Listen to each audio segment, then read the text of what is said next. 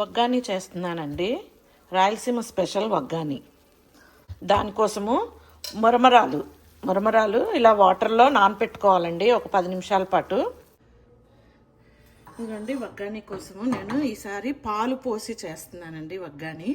అందువల్ల పాలు కాగబెట్టుకున్నాను అనమాట. ఓకేనా? ఇప్పుడు ఇవి చల్లగా కూడా అవ్వాలండి. ఓకేనా? నేను ఈసారి పాలు పోసి చేస్తున్నా అని చెప్పాను కదా, ఈ పాలు ప్లేస్లో పెరుగు కూడా వేసుకోవచ్చండి. చాలా బాగుంటుంది అలా కూడాను. రెండు విధాలుగా నేను ట్రై చేశాను, చాలా బాగా వచ్చింది. చూడండి వగ్గాని కోసము ఉల్లిపాయ టమాటా కట్ చేసి ఉంచుకున్నాను. ఓకేనా? ఇప్పుడు మళ్ళీను ఒక మిక్సీ జార్ తీసుకొని దీంట్లోకి పుట్నాల పప్పు తీసుకున్నాను. దీంట్లోకి జీలకర్ర, ఆ పుట్నాల పప్పుకి తగ్గట్టుగా 1 స్పూను జీలకర్ర అండి. ఓకే, ఇప్పుడు ఇది మిక్సీకి వేసేసుకుందాం. ఓకే, మెత్తగాను.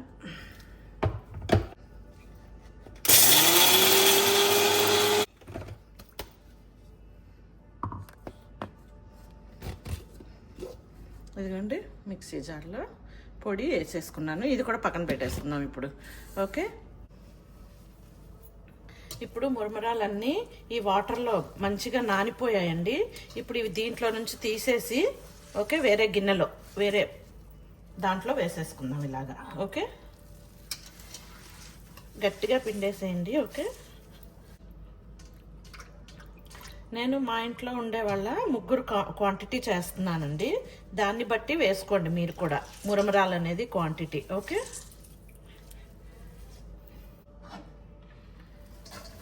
అన్నీ దీంట్లో షిఫ్ట్ చేసేసుకుంటున్నానండి, ఎందుకంటే ఈ స్టీల్ ప్యాన్లలోనే నేను చేస్తున్నాను కుకింగ్. ఓకే, ఇవి ఇలా తీసేసుకున్నాం కదా, బాగా నీళ్లు పిండేసుకున్నాం కదా.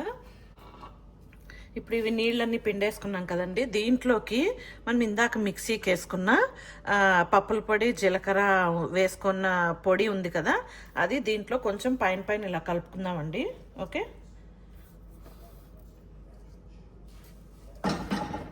ఇలాగా కలిపేసుకుందాం. ఓకేనా? జీలకర్ర వేసాం కదా, మంచి స్మెల్ వస్తుంది. చాలా బాగుంది, సూపర్గా స్మెల్. చూడండి మనం ఇలా కలిపి పెట్టుకున్నాం అనుకో ఇంకా పొడిగా అవుతాయి ఇవి. చూడండి ఇలాగా. దీంట్లోకి మామూలుగా రాయలసీమలో అయితే మిర్చి బజ్జీ చేస్తారండి, బట్ నేను ఈరోజు ఏం మిర్చి బజ్జీ చేయట్లేదు. ఓకే, మిర్చి బజ్జీ చేసుకొని మనకి రోడ్ సైడ్, మీరు రాయలసీమకి వెళ్ళండి ఎక్కడైనా కానీ రోడ్ సైడ్ బండి మీద మార్నింగ్ టైంలో బ్రేక్ఫాస్ట్ లాగా అమ్ముతూ ఉంటారు. ఇదిను మిర్చి బజ్జీ, వగ్గాని మిర్చి బజ్జీ బాగుంటుందండి కాంబినేషను. మీరు ఎప్పుడైనా ఆ విధంగా చేసుకొని తినండి. నేను చేయట్లేదు ఈరోజు మాత్రం. ఓకేనా అండి? ఎప్పుడన్నా చేస్తాను, ఈరోజు చేయట్లేదు. ఓకే,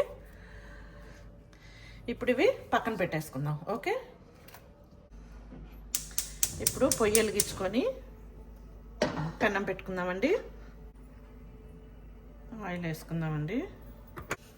దీంట్లోకి ఆవాలు, జీలకర్ర,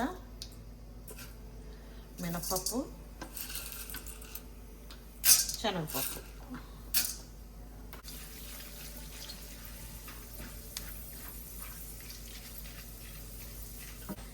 తర్వాత వేగిపోయిందండి, ఆనియన్స్ వేసేస్తున్నా, కట్ చేసుకున్న ఆనియన్స్.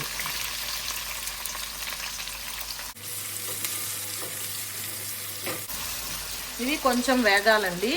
ఇవి వేగే లోపల దీంట్లోకి పచ్చికారం రెడీ చేసుకుందాం. ఓకేనా?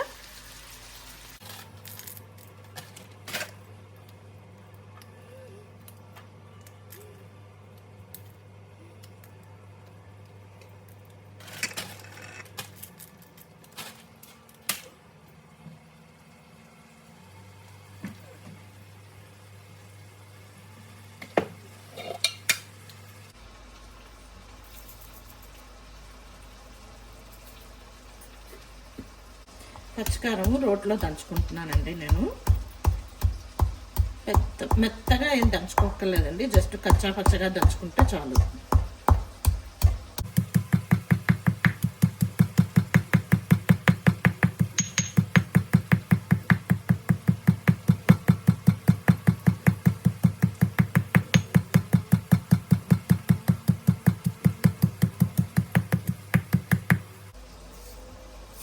ఈ విధంగా దంచుకుంటే చాలు.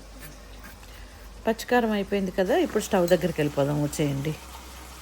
ఉల్లిపాయలు వేగుతున్నాయండి. దీంట్లోకి కొంచెం పసుపు వేస్తున్నానండి. ఇందాక పచ్చికారం దంచేటప్పుడు కొంచెమే వేసానండి, ఆ పచ్చిమిరపకాయలకు తగ్గట్టుగా. ఇప్పుడు నేను మొత్తం వగ్గాణి క్వాంటిటీకి తగ్గట్టు ఎంత కావాలో అంత వేసుకుంటున్నాను. ఓకేనా? ఉప్పు అనేది ఇప్పుడు బాగా కలిపేసుకుందాం. ఓకేనా?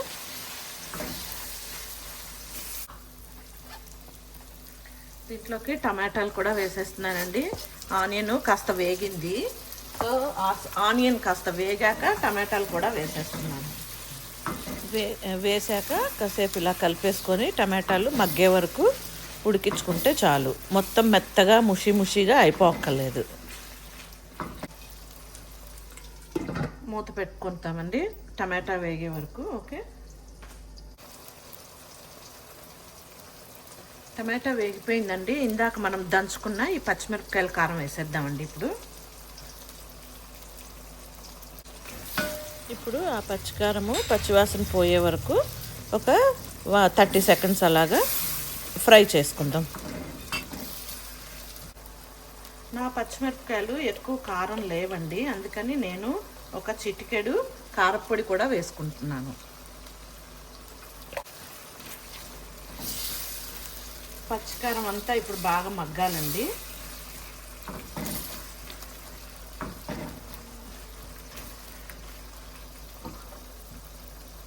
ఇదిగోండి, నేను ఇప్పుడు ఇందాక మనం కాగబెట్టుకున్న ఈ పాలు కూడా వేస్తున్నాను.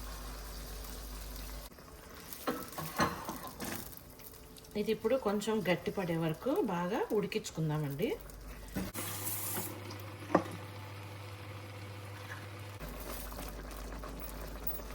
ఇది బాగా మగ్గిపోయిందండి. ఇప్పుడు దీంట్లోకి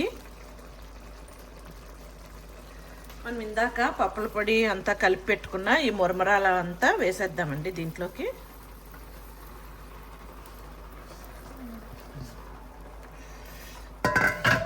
వేసి బాగా కలిపేసుకుందాం.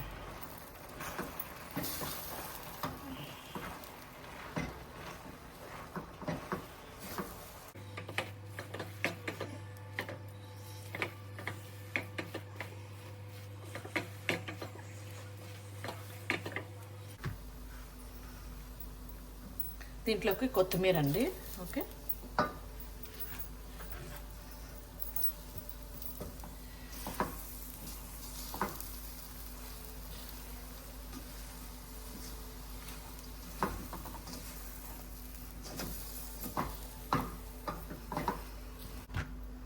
అంతే, గుమగుమలాడే వగ్గాని రెడీ అండి.